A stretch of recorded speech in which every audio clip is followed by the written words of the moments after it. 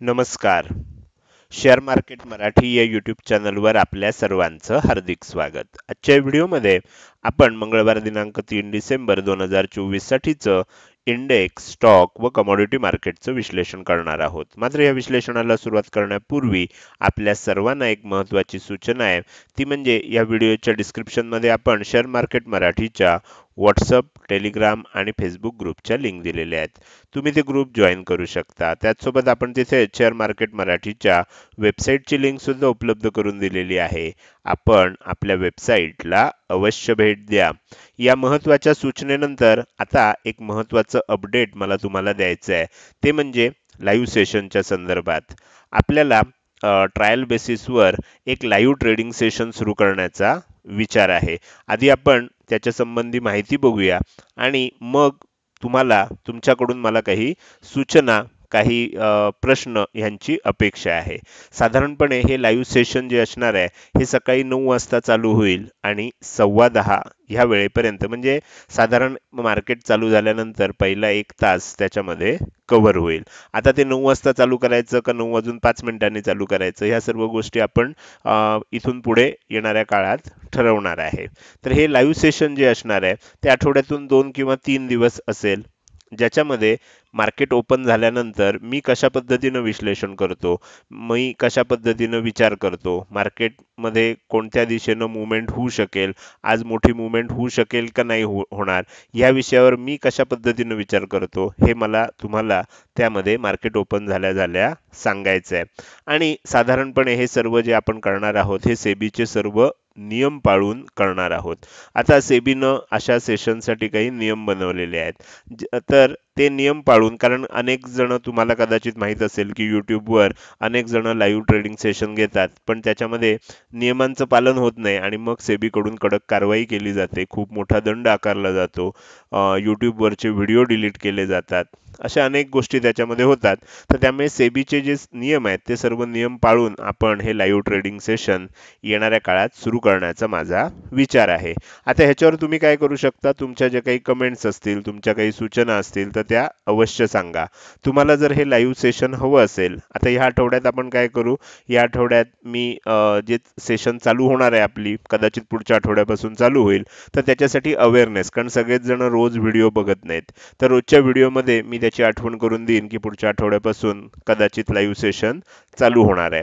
तर तुमच्या काही सूचना असतील त्या सूचना तुम्ही कमेंटमध्ये सांगू शकता. तुम्हाला सेशन हवं असेल तर येस अशी कमेंट नक्कीच या व्हिडिओला करा. तर त्यामध्ये काय काय कंटेंट असेल ते हळूहळू आपण ठरवू. आणि जर समजा, आणि हे ट्रायल बेसिसवर असेल, इथून पुढे कंटिन्यू चालू राहील असं सांगत नाही, प्रतिसाद जर चांगला मिळाला, कारण मी पहिल्यांदाच असं लाईव्ह ट्रेडिंग सेशन घेणार आहे, प्रतिसाद जर चांगला मिळाला तर नक्कीच ते पुढे पण चालू राहील. तर ह्या पद्धतीनं ही एक अपडेट मला तुम्हाला सांगायची होती. या अपडेट नंतर आता आपण पुढे जातोय आणि सगळ्यात पहिल्यांदा इंडेक्सचं ॲनालिसिस करायला सुरुवात करतोय. त्यामध्ये आज सोमवारी इंडेक्समध्ये कशा प्रकारे मूव्हमेंट झाली व उद्या मंगळवारी कशा प्रकारे होऊ शकते हे बघण्यासाठी आपण डायरेक्टली जाणार आहोत चार्टवर. आणि इथे मी बँक निफ्टीचा 15 मिनिटाचा चार्ट ओपन केलेला आहे. आपण बघू शकता की आज बँक निफ्टीमध्ये जे ओपनिंग झालं हे थोडंसं गॅप अप ओपनिंग दिसतंय चार्टवर आपल्याला, आणि गॅप अप ओपनिंग नंतर वर जाण्याचा प्रयत्न झाला. आदल्या दिवशी क्लोजिंगच्या वेळेला जो हाय बनलेला होता त्याच्या आसपास रेझिस्टन्स घेतला गेला आणि एक सेलिंग झालं. आणि हे सेलिंग एवढं फास्ट आणि एवढं मोठं होतं की ह्याच्यामध्ये आपण बघू शकतो की हाय आणि लो या कॅन्डलची जर बघितली तर तुमच्या लक्षात येईल की जवळजवळ 400 ते 450 पॉइंट बँक निफ्टीमध्ये आपल्याला हे सेलिंग बघायला मिळालं. तर एवढं मोठं सेलिंग झाल्यावर आपली अपेक्षा काय असते, आता ह्याला फॉलोअप मिळेल. पण आणि आणखीन एक महत्त्वाची गोष्ट काय झाली होती, आदल्या दिवशीचा जो लो होता तो सुद्धा ब्रेक केला होता, मात्र त्याच्या खाली क्लोजिंग आलं होतं का. तुम्ही कालचा व्हिडिओ जर बघितला असेल आणि त्यामध्ये दिलेले आपण इम्पॉर्टंट लेवल बघितले असतील तर तुमच्या लक्षात आलं असेल की ह्या पहिल्या कॅन्डलमध्ये खूप मोठं सेलिंग झालं. त्यानंतर आपली अपेक्षा काय असते की एक पॉज घेतला जाईल आणि पुढे कंटिन्यू होईल. पण त्यानंतर काय झालं, पुढची कॅन्डल जी आहे ती तुम्ही बघू शकता की पुढच्या कॅन्डलनं जवळजवळ 50% लेवल, म्हणजे जेवढं हे सेलिंग झालं होतं त्या 50% लेवलच्या आसपास किंवा त्याच्यापेक्षा वरच आपल्याला हाय बनवला. क्लोजिंग थोडं खाली झालं, नेक्स्ट कॅन्डलनं पुन्हा वर झालं, त्यानंतर तिसऱ्या कॅन्डलमध्ये पुन्हा, पण ह्या सगळ्यामध्ये हा जो काही लो बनला, हा लो परत ब्रेक झाला नाही. म्हणजे तुमच्या लक्षात येईल की पुढच्या जवळजवळ तास दीड तास व्होलाटाईल मार्केट होतं, पण आपल्याला एक रेंज बनवून त्या रेंजमध्ये मुवमेंट होताना आपल्याला दिसत होती. साधारण 51,750 च्या आसपास लो बनत होता, 51,950 च्या आसपास हाय बनत होता. त्यानंतर थोड्या वेळानं काय झालं, त्याच साइडवेज मुवमेंट चालू राहिली आणि तुम्ही जर बघितलं तर तुमच्या लक्षात येईल की इथे एक सिमेट्रिकल ट्रायंगल पॅटर्न आपल्याला बनलेला दिसतोय. तुम्हाला जर चार्ट पॅटर्न व्यवस्थित समजत असतील तर इथे तुम्हाला सिमेट्रिकल ट्रायंगल पॅटर्न बनलेला दिसतो. अशा वेळेला काय होतं की थोडा वेळ हा पॅटर्न बनत जातो आणि जसा जसा हा ट्रायंगल लहान लहान होत जातो, मग त्यानंतर काय होतं, ह्याच्यामध्ये आपल्याला ट्रेडिंगसाठी जागा शिल्लक राहत नाही. मग कोणत्या तरी एका दिशेनं, वरच्या दिशेनं किंवा खालच्या दिशेनं आपल्याला त्याच्यामधनं ब्रेकआउट येतो आणि तो ब्रेकआउट जेव्हा येतो त्यानंतर आपल्याला एक मोठी मूव्हमेंट बघता येते. तुम्ही जर बघितलं तर तुमच्या लक्षात येईल की ह्या आसपास आपल्याला हा ब्रेकआउट आला होता आणि त्याच्यानंतर ही मोठी मूव्हमेंट आपल्याला बघायला मिळाली. म्हणजे सकाळच्या सत्रामध्ये आपल्याला हे पहिल्या 15 मिनिटामध्ये जर अगदी सुरुवातीला पहिल्या 1 मिनिटामध्ये जर तुम्ही सेलिंग केलं असेल तरच तुम्हाला प्रॉफिट झालं असेल, कारण ह्यातलं मॅक्झिमम जे सेलिंग झालं, मॅक्झिमम किंमत जी खाली आली ती पहिल्या 1-2 मिनिटामध्येच खाली आली. त्याच्यानंतर आपल्याला त्याच्यामध्ये साइडवेज परत वर गेलं, परत खाली आलं, ह्या सर्व गोष्टी त्याच्यामध्ये होत होत्या. आणि नंतर जर बघितलं तर नंतर व्होलाटाईल होतं, मग हळूहळू साइडवेज झालं व्होलाटाईलचं आणि सिमेट्रिकल ट्रायंगल पॅटर्न बनला, वरच्या दिशेनं ब्रेकआउट आलं आणि आपण इथे बघू शकतो की आदल्या दिवशीच्या हायच्या थोडंसं एकदा ब्रेकआउट दिलं आणि मग खाली येऊन कालच्या पेक्षा वर थोडंसं 52,109 च्या आसपास आपल्याला क्लोजिंग मिळालेलं आहे. आता उद्या काय होऊ शकतं मंगळवारी, ते आता आपल्याला बघायचं आहे. तर त्याच्यासाठी मी काय करतोय, हा चार्ट थोडासा तुम्हाला सगळं लेवल्स इथे काढलेले आहेत ते व्यवस्थित दिसतील अशा पद्धतीनं ऍडजस्ट करतोय. तर इथे आपण वरच्या बाजूला उद्यासाठी 52,200 ही इम्पॉर्टंट लेवल दिलेली आहे. खालच्या बाजूला 52,050 ही इम्पॉर्टंट लेवल आहे. काय होईल, फ्लॅट ओपन झालं समजा तर 52,050 खाली आहे, 52,200 वर आहे, फ्लॅट ओपन झालं आणि वर जायला लागलं. उद्या काय आहे, थोडंसं गॅपअप ओपन होण्याची शक्यता आहे.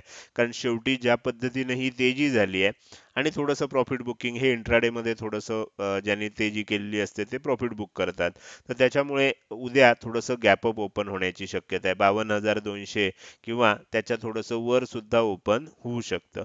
पण आपण आधी फ्लॅट ओपनिंगचं बघूया. फ्लॅट ओपन झालं आणि वर जायला लागलं, 52,200 ब्रेक केलं आणि त्याच्या वर टिकायला लागलं, तर मग काय होऊ शकतं, मग वर जात असताना 52,300, 52,400 आणि 52,500 ह्या लेवल आपल्याला बघायला मिळू शकतात.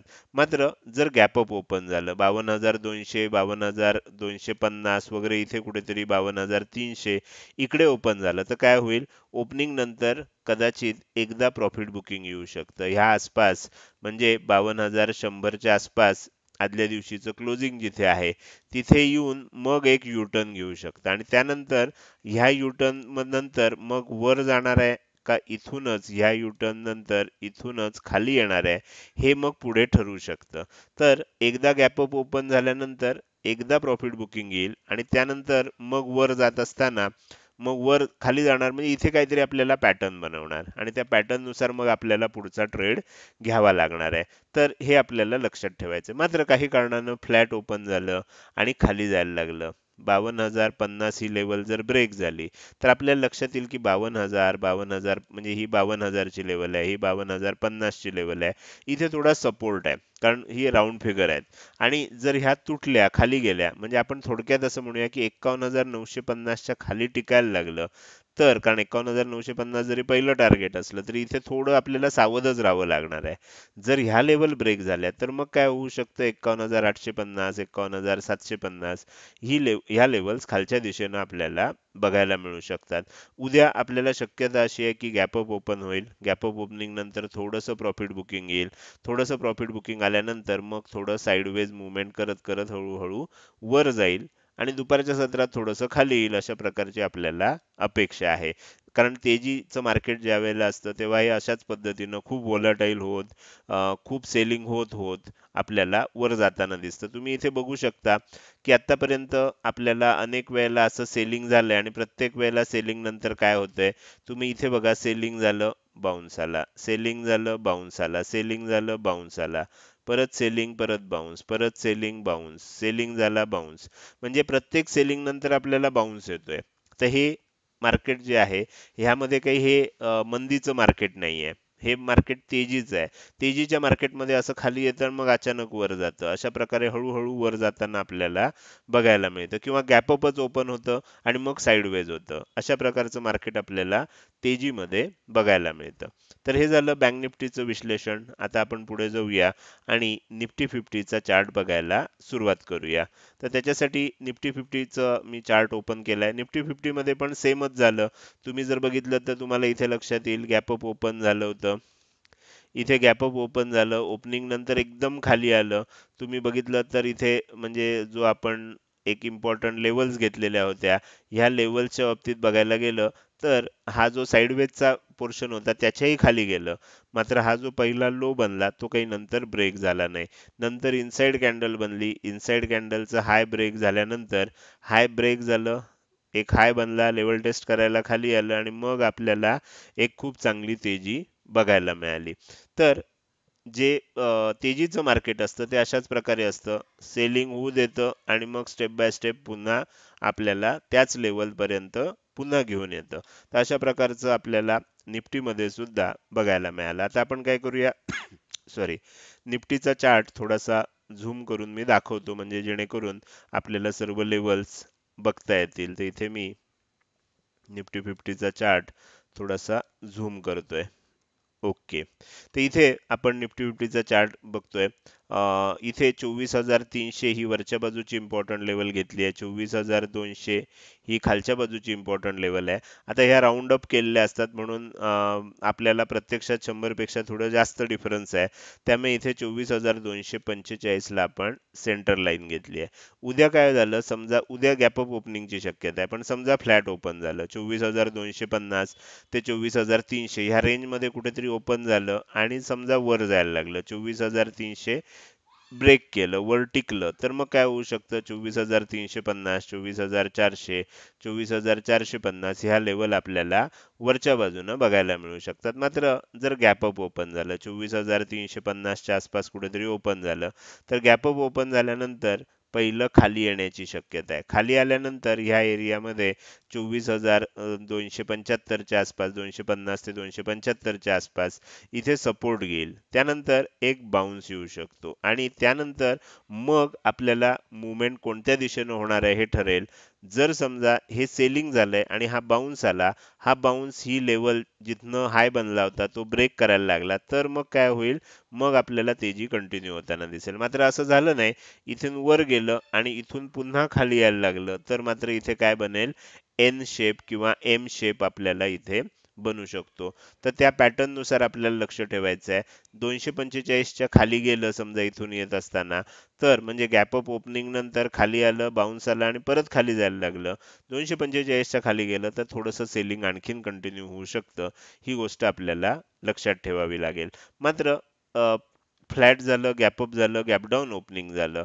200 म्हणजे खालच्या बाजूला बघितलं 24,200 पासून 250 या रेंजमध्ये कुठेतरी ओपन झालं आणि समजा वर यायला लागलं, तर थोडंसं काय होईल, खालनं खाली ओपन होऊन वर जायला लागलं तर वर 24,300च्या आसपास रेजिस्टन्स घेऊन पुन्हा खाली जाऊ शकतं आणि त्यानंतर जर परत वर जायला लागलं तर मग तेजी होऊ शकते. कारण खाली ओपन झालंय तर वर गेलं तर वर रेजिस्टन्सच घेणार. तर त्यामुळे इथे थोडीशी प्राइस ऍक्शन आपल्याला बघावी लागणार आहे. गॅप डाऊन ओपन झालं आणि खाली जायला लागलं आणि 24,200 डायरेक्टली ब्रेक झालं तर काय होईल, ज्यांनी आज म्हणजे ही पहिली एक कॅन्डल सोडल्यास पूर्ण तेजीचा पॅटर्न बनलेला आहे. तर आज ज्यांनी ज्यांनी तेजी केली आणि ही तेजी उद्या सुद्धा कंटिन्यू होईल म्हणून ज्यांनी होल्ड केलं असेल, तर ते लोक सगळे ट्रॅप होतील. तर त्यामुळे गॅप डाऊन ओपन झालं आणि खाली यायला लागलं 24,200च्या खाली टिकायला लागलं तर लॉंग अनवाइंडिंग होईल आणि त्यामुळे काय होऊ शकतं, खाली येत असताना 24,150, 24,100, 50 ह्या लेवल बघायला मिळू शकतात. आता इथे सायकॉलॉजी लक्षात ठेवायची. आदल्या दिवशी लोकांनी काय केलंय, आदल्या दिवशी मार्केटनं काय केलंय, लोकांनी पोझिशन होल्ड केल्या असतील का? तर ज्यांनी तेजी केली आहे त्यांनी नक्कीच होल्ड केल्या असणार, कारण पूर्ण आपल्याला कुठेही त्यानंतर रिव्हर्सल दिसलेलं नाही. म्हणजे काय झालं असणार, होल्ड केल्या असणार. होल्ड केल्या असतील, गॅप अप ओपन झालं, तर त्यांना काय होईल, ओव्हरनाईट प्रॉफिट दिसेल, प्रॉफिट बुकिंग येणार, म्हणून ओपनिंग नंतर खाली येऊ शकतं. बरोबर. त्यानंतर आज ज्यांची ट्रेन मिस झाली आहे, आज ही तेजी झाली ही अपेक्षा नव्हती केली, किंवा काही कारणानं ज्यांना तेजी करता आली नव्हती, गॅप अप ओपनिंग नंतर खाली आलं, तर आजच्या किमतीला जर उद्या परत मिळायला लागलं तर मग लोक काय करतील, इथून खरेदी करतील, त्यामुळे पुन्हा वर जाऊ शकतं. आणि त्यानंतर काय होणार आहे त्यावर मग पुढच्या सर्व गोष्टी अवलंबून असणार. गॅप डाऊन ओपन झालं तर मात्र ते अनेकांसाठी सरप्राईज असेल. ज्यांनी ज्यांनी लॉंग पोझिशन होल्ड केल्यात त्यांना त्या अनवाइंड कराव्या लागतील. तर त्यामुळे लॉंग अनवाइंडिंगमुळे आपण खाली येऊ शकतो. तर ही थोडीशी सायकॉलॉजी आपल्याला आधीच माहीत असेल तर दुसऱ्या दिवशी ट्रेड करताना फायदा होऊ शकतो. कोण कुठे ट्रॅप होतंय का? जर ट्रॅप होत असेल, स्टॉप लॉसेस हिट होत असतील, तर अशा ठिकाणी मोठी मुवमेंट आपल्याला बघायला मिळते. तर त्या पद्धतीनं आपल्याला लक्षात ठेवायचं. हे झालं बँक निफ्टी आणि निफ्टीचं अतिशय विस्तृत असं विश्लेषण. आता आपण पुढे जाणार आहे आणि फिन निफ्टीचं फक्त चार्ट मी तुम्हाला दाखवतोय. तुम्ही काय करू शकता, पाहिजे असेल तर ह्याचा स्क्रीनशॉट घेऊ शकता. ज्या पद्धतीनं आपण निफ्टी आणि बँक निफ्टीचं विश्लेषण केलंय त्याच पद्धतीनं तुम्ही ह्या चार्टचं सुद्धा विश्लेषण करू शकता. त्यासाठी इम्पॉर्टंट लेवल, टार्गेट लेवल तुम्हाला स्क्रीनवर दिसत आहेत. हा आहे फिन निफ्टीचा चार्ट. आपण पुढे जाऊया आणि शेवटचा इंडेक्स जो आहे निफ्टी मिड कॅप सिलेक्ट, तर त्याचा सुद्धा चार्ट आपण इथे बघायला सुरुवात करूया. तर त्याच्या चार्टवर सुद्धा मी इम्पॉर्टंट लेवल, टार्गेट लेवल सर्व काढलेले आहेत. मी तुम्हाला इथे दाखवतो. ओके, तर आपण इथे हे घेऊया. ओके, तर हा आहे निफ्टी मिड कॅप सिलेक्टचा चार्ट. ह्याचा सुद्धा स्क्रीनशॉट तुम्ही घेऊ शकता. त्यानंतर ह्या इंडेक्सच्या विश्लेषणानंतर आपण पुढे जाणार आहे आणि स्टॉकचं अनालिसिस करायला सुरुवात करणार आहे. त्यासाठी मी तुम्हाला पुन्हा एकदा चार्टवर घेऊन जातोय आणि सगळ्यात पहिल्यांदा टाइम फ्रेम जी आहे ती 15 मिनिटावरनं डेली टाइम फ्रेमला आपण सेट करूया. त्यानंतर आपण ह्या आठवड्यात जे स्टॉक बघतोय, ज्याच्यावर आपण लक्ष ठेवून आहोत, त्यामध्ये पहिला स्टॉक आहे भारती एअरटेल. भारती एअरटेल मी तुम्हाला सांगितलं होतं की आपल्याला ही ट्रेंड लाईन झाली होती, ती ट्रेंड लाईन ब्रेकआउट दिलं, ब्रेकआउट दिल्यानंतर एक हाय बनला, हाय बनल्यानंतर लेवल टेस्ट करायला खाली आला आणि त्यानंतर परत एन शेप बनवून वर जातोय. आता जेव्हा एखादी मोठी मुवमेंट होते त्यानंतर एक इनसाइड कॅन्डल बनते. जशी ही मोठी मुवमेंट झाली, आता इनसाइड कॅन्डल बनलेली आहे. आता ह्याचा फायदा असा आहे की जर उद्या हा हाय ब्रेक झाला, म्हणजे ह्या दोन्ही दिवसांचा, म्हणजे शुक्रवारचा आणि सोमवारचा जो हाय होता, त्या दोघांचा कंबाईन हाय जो होता तो जर ब्रेक झाला तर काय होईल, आपल्याला एक तेजी आणखीन होताना बघायला मिळेल. अनेक वेळेला अनेक लोक काय करतात, मग अशा वेळेला ह्या इनसाइड कॅन्डलचा लो आहे त्याच्या थोडंसं खाली स्टॉप लॉस ठेवतात आणि ते तेजी करतात.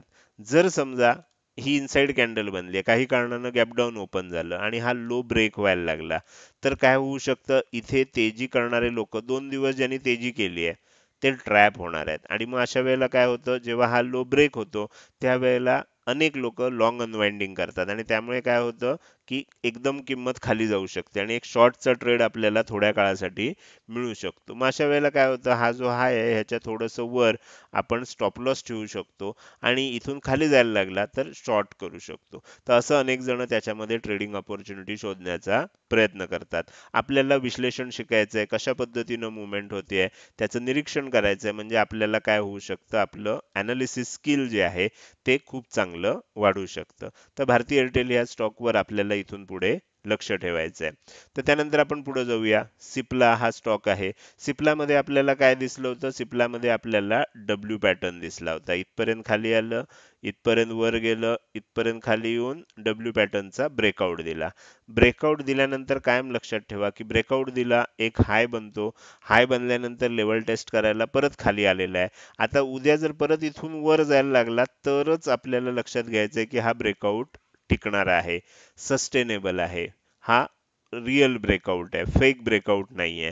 उद्या जर हा लो ब्रेक झाला आणि किंमत आणखीन खाली जायला लागली, तर ओळखायचा हा जो ब्रेकआउट आला होता, हा फेक ब्रेकआउट होता. आणि मग अशा वेळेला काय होतं, ह्या फेक ब्रेकआउट जर आपल्याला कन्फर्म झाला, तर ह्याच्यामध्ये खूप चांगलं आणखीन प्रॉफिट होऊ शकतं. हा जर लो ब्रेक झाला, तर एक आणखीन सेलिंग येऊ शकतं आणि साधारण ह्या लेवलपर्यंत आपल्याला टार्गेट बघायला मिळू शकतं.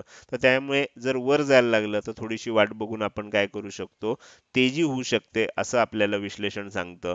जर हा लो ब्रेक झाला आणि आणखीन खाली टिकायला लागलं, तर म्हणजे 1500च्या खालीच जर टिकायला लागलं, तर मग काय होईल, हा फेक ब्रेकआउट होता. इथे जे लोक ट्रॅप झालेत ते अडकणार आणि मग ते लॉंग अनवाइंडिंग करतील आणि म्हणून किंमत वेगानं खाली येताना बघायला मिळू शकते. तर हे झालं सिप्ला विषयी. त्यानंतर आपण पुढे जाऊया. चोलामंडलम इन्व्हेस्टमेंटमध्ये आपल्याला काय दिसतंय, तर चोलामंडलम इन्व्हेस्टमेंटमध्ये तुम्ही जर इथे बघितलं, तर काय झालं होतं, हळूहळू स्टेप बाय स्टेप किंमत खाली येताना आपल्याला दिसत होती. त्यानंतर एक तेजी झाली होती आणि पुन्हा खाली आली आणि मी सांगितलं होतं की जर ही लेवल ब्रेक झाली आणि ह्याच्या खाली जर टिकलं, तर काय होईल, सेलिंग कंटिन्यू होईल. पण तसं झालेलं दिसत नाहीये. आता काय झालं, एक इनसाइड कॅन्डल बनली.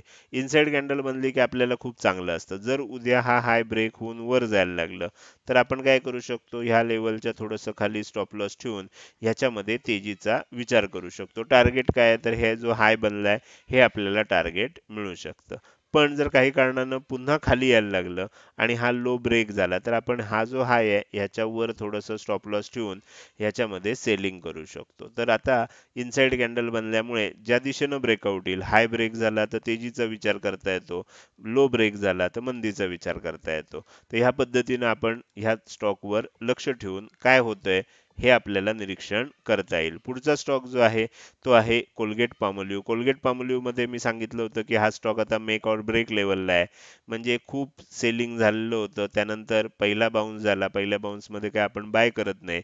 त्यानंतर एक रिट्रेसमेंट आली होती आणि ती 50% अडकलेली होती.